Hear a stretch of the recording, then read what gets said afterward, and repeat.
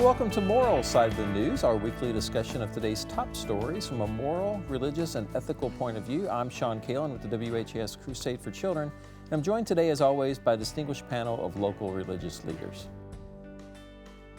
Reverend Dr. George Wasson, Faithpoint Church, Father Bill Hammer, St. Margaret Mary and St. William Catholic Churches, Rabbi Stan Miles, Louisville Melton School, Reverend Sally McClain, Christian Church Disciples of Christ, and Richard Euler, retired U.S. Army chaplain. We begin this week with a controversial sentencing decision in Jefferson County. A Louisville judge lowered a jury's recommended 65-year sentence to 30 years after conviction in a series of violent crimes. Seconds after the start of a hearing deciding the future for Christopher Thompson. Before we even get appearances, Mr. Thompson, I'm gonna need you to be respectful. I ain't doing nothing. Well, it's fine, okay? What? It's fine. Yeah. Because here's the Spit on thing, y'all wood. at the end of the day, I'm the one with the pen. Sentencing day for the 24-year-old found guilty of kidnapping, robbery, sexual abuse, outbursts in court, all among the charges from July 2023. LMPD found DNA connecting Thompson to the robbery and sexual assault of a woman in southwest Jefferson County. At the time, Thompson was on probation and on a diversion program after being charged with having a stolen firearm and fleeing police. Judge, I think I have an obligation to ask the court to consider a sentence in the 20-year range, which would be the minimum as he has been found. Mr. Thompson has shown nothing but extremely egregious conduct in this courtroom, as well as the underlying crime itself.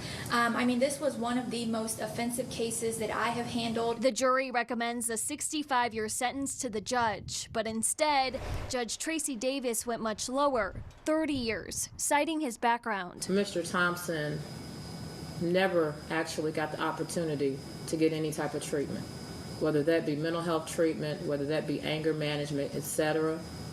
Unfortunately, he fell through the cracks and ended up before this court. She made this ruling after talking over Thompson and acknowledging a lack of effort to change. It is just a shame that you can't look at all of these things and say, as of today, You can't tell me February how the I look at 2nd anything. of 2026, I want to be a different person. I want a better outcome. I want to be an asset to society. Republican Metro Council member Anthony Piagentini has been vocal about decisions from Jefferson County judges. And this is endemic of the complete lack of support the judiciary in Jefferson County is giving to the people to keep them safe. I think it's very important for individuals to be held accountable when they commit violent crimes, and I think it's important to respect the jury process as part of that. Thompson will finish serving his time when he's 54 years old. He's not eligible for probation or parole. So, panel, there's been a lot of outrage with this over the past week. Several stories done on it, several prominent, the mayor and Metro Council leaders coming out with comments about it. So how do we weigh this, the judge looking to rehabilitate this person and versus the jury's decision to say he should be put in jail till basically he's 89 years old. And I don't think he was eligible for parole with that decision as well. So, was there any remorse from the person who was convicted of this crime? Any remorse whatsoever? Mm-mm. I'm going to spit on you. Mm. This is the way he talks to the judge, and then his sentence is literally cut in half. I'm sorry. It just doesn't fit what I've ever thought that justice was all about. It doesn't make any sense to me at all. I just can't add it up and come up with anything that I understand.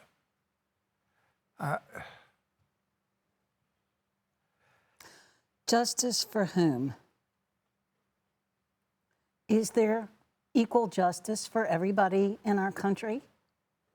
I look at Bill Cosby, when there were some 50 women who stood up against Bill Cosby. He's now out of jail. I'm just wondering, if she has some idea that this young person maybe can become something other than he's been taught to be. And so she is very hopeful. But I am saying that there is not equal justice in this country at all. I think we would actually all agree with that. I would agree with the fact that we have a multi-tier justice system, right? We could sit here and talk about case after case after case where we see that that is a reality. But is that the way it should be, right? I think that we could at least all agree and say, no, it shouldn't be that way. That, yes, we can look at a lot of different cases, we can try to figure out, and we can see this example of multi-tier, but again, it's not right. So at what point do you make the decision to say, no, we're not going to do that? I think about the family of the woman that he assaulted. I think about her. I think about the multiple things that he was convicted of. This is not a, oops, I made a mistake. But you know, we live in a country now today where so often, again, we could cite all kinds of cases, but if we just take it from a simple moral, ethical position, is there has to be consequences, there has to be things in place to take care of these things. And we've got to make a decision at some point to say, no, we're not going to do the multi-tier. We're not going to have different tiers of justice. We're going to make the crime, we're going to make the punishment, we're going to make it appropriate. Just look at the Hall of Justice. That's what it's called, the Hall of Justice. So what you have are your judges who have their robes and sit behind the desk, and they have all the authority. They make the decisions. You have the lawyers, the attorneys walking around in their $2,000 and $3,000 suits. So you have that tier, you have that level of monetary value. You have the police officers who walk around with their weapons to protect everybody else. And then you have most of the clientele there in yard sale clothing. That's called the Hall of Justice. Again, we would agree, right? We would agree that we have these different tiers. But at what point in time... It's called a caste system. But at what point in time are we going to say, no, we're not going to live under that anymore? Why don't we have a justice system that actually is just? And we got to make a decision to do that. I'm sorry, go ahead. Part of my perspective is not to disagree with the fact that there's unequal justice, but I'm asked to look at this particular case, and I don't see where two wrongs make a right. I was learned that very early as a child. My parents taught me that lesson. Two wrongs don't make a right. And what this person did is egregiously wrong. Now, I may say that there's lots of things that are wrong in our system, but for the judge to make this wrong of a decision, I don't think it makes it right or any better for anybody. And part of our system of justice is that you are to be judged by your peers. That's why we have a jury system here. You know, it's not just an individual judge decision, but and I did read somewhere, and I did not know this, I just assumed it's a regular common practice, but apparently most states do not have juries that make recommendations for sentences. I didn't check the numbers. I don't know how many that is, but I was told that our system, at least in Kentucky, is an exception. That usually juries convict or declare they're not guilty, and it's up to the judge if they convict to set the sentence. But if our system is set up where these peers saw his guilt, and these peers felt like, you know, now you can question whether they're all peers of his. Well, they don't have the same background, of course not. But that's, again, up to his attorney to make sure that the jury is representing them. But it's a bit rambling, but I do think it's important, from my point of view, there have been two wrongs here, and they don't make it right. Well, I saw that and I listened to that and read the documentation that says he never actually had the opportunity to get any type of treatment, whether it be mental health or anger management or that. Unfortunately, he fell through the cracks. Well, another source says, well, it goes on to say that he was on probation and enrolled in a diversion program after previous charges. Another source says she read aloud the charges, including the juvenile crimes, including theft, robbery, and truancy, some of which have been dismissed, and some he had to pay restitution on. So that was more of a hand slap rather than something that could have perhaps steered him in the right direction. Then goes on to have these charges, and then this other source says that the same judge, initially put him on diversion and later revoked. So, any reason why he didn't have any kind of treatment. Now, diversion, from my days in social work, we use diversions for really minor issues, not something like, robbery or those kinds of things. We would do them for something a little less. And sexual abuse was not one of those that we would have used a diversion program for. We still provide treatment for it, however, but it wasn't considered diversion. It still had to go through the criminal process. And we work closely then with the county court monitoring services. But I brought a comparison thing here, so let's see what you think as far as whether it was just or not just. Mr. Thompson, he had several prior crimes, and an actor by the name of Danny Masterson, you may remember his situation. He had no prior claims. He's an actor, by the way. And so at 24, Mr. Thompson is sentenced in 2025. At age 47, Mr. Masterson is sentenced in 2023. Recommended sentence, 65 years for Thompson. Recommended sentence was 2 consecutive 15 to life year sentences for Masterson. And Thompson's was reduced to 30, Masterson's was not. The conviction, Thompson's was robbery, kidnapping, sodomy, sexual abuse that occurred in 2023, and then there's some other additional related charges that are still kind of pending because of what he said in court. And Masterson was convicted for rape × 2, resulting from reports made in 2017 of sexual assault claims that occurred in 2001 and 2003. So, did the punishment fit the crime? Each are getting 30 years. What about justice for the victims? Is there any justice for the victims? Yeah. And yes. Exactly. And that I just wonder what was going through their minds when they were sitting in that courtroom hearing that judge's ultimate decision. And yesterday, I watched the Attorney General not turn around and look at the victims in the Epstein situation. So you have countless victims there. It all depends on how much money you have, whether or not you are above the law or not. Right, but when are we going to stop, right? Again, we could talk about this ad nauseum, but when are we going to say, you know what, I'm going to stop doing the comparisons, I'm going to stop, we're just going to make the decision now, we're going to look at the things that have happened in this case. This young person was a convicted felon. He clearly showed in the courtroom that he didn't give a rip about what the judge thought, interrupted her, said, I would come spit on you if I could, disrespectful towards her. She just kind of sloughs that off like, oh, it's not a big deal, and she just continues to talk over him. Like, again, I want us to move from a place where I think when we begin to get into such a comparison game where we can always find outliers, we can always find places where you said 2 wrongs don't make a right. That's another way to put that. We can find all those, but at what point in time do we say, no, we're not going to do that?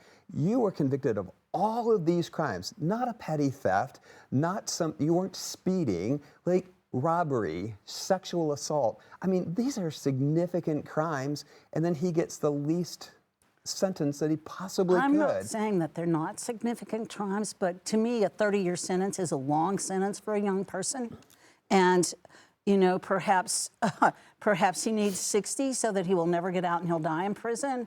I don't know. I think the whole prison system is corrupt as well. So when we start purging our country of what really justice is and what justice matters, then I think maybe perhaps we will get some headway on this.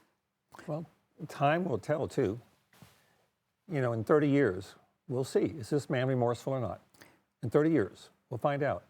Did he get all the rehab that's supposed to happen? I'm sure he'll be available to him. Will he participate in it? Will he even participate in it? Is he even interested in trying to get out? I mean, we'll see. Yeah, Time will tell. see. And his behavior to this point in time has been very clear. So, and he's had opportunities to change. He has. He's been a living. I mean, every time he made a choice to do what he chose to do, that was a choice he made.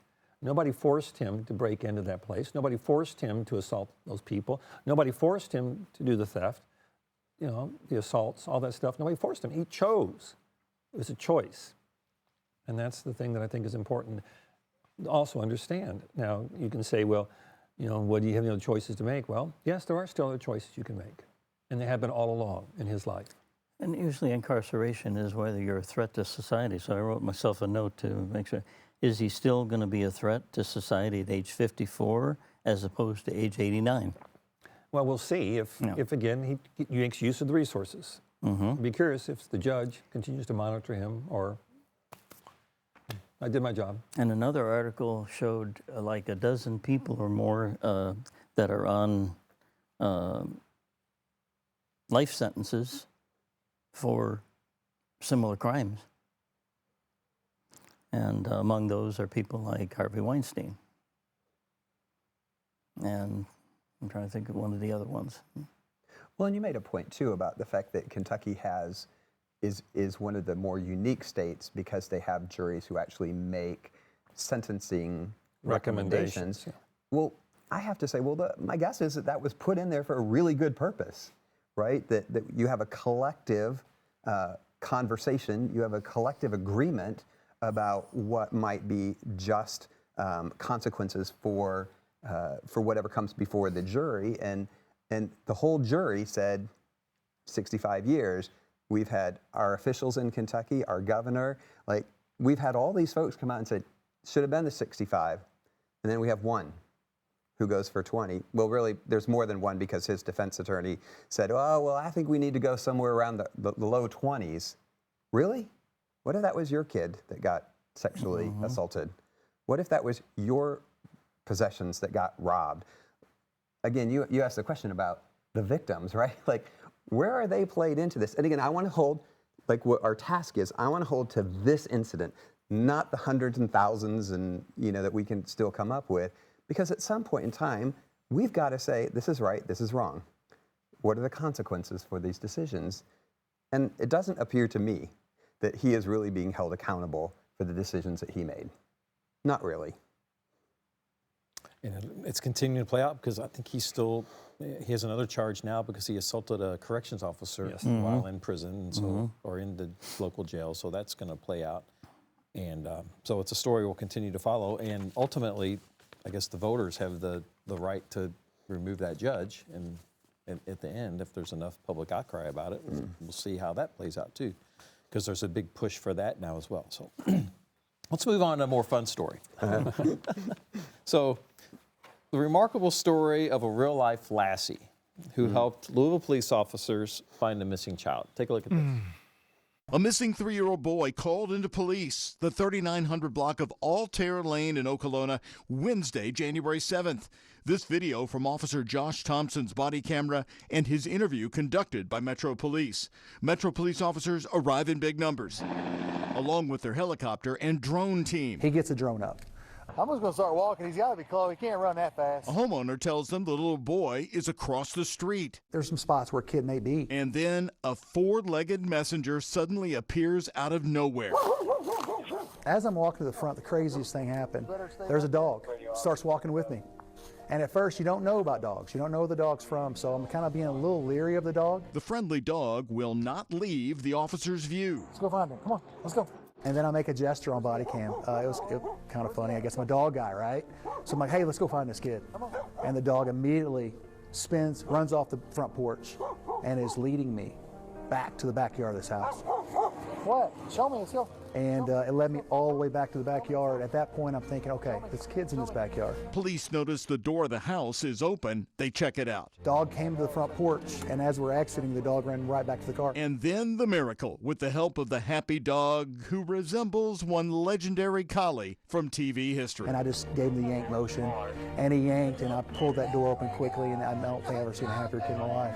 He jumped out of the car, bear hugged my neck, and wouldn't let go. Good job, buddy. Lassie. Lassie, man. Follow me. Man, that dog was sent from somewhere else, man. I've never seen a dog before. I've not seen it since in the neighborhood. I patrolled the neighborhood for 2 years. Man, I don't know where the dog came from, but it was a blessing from God that day.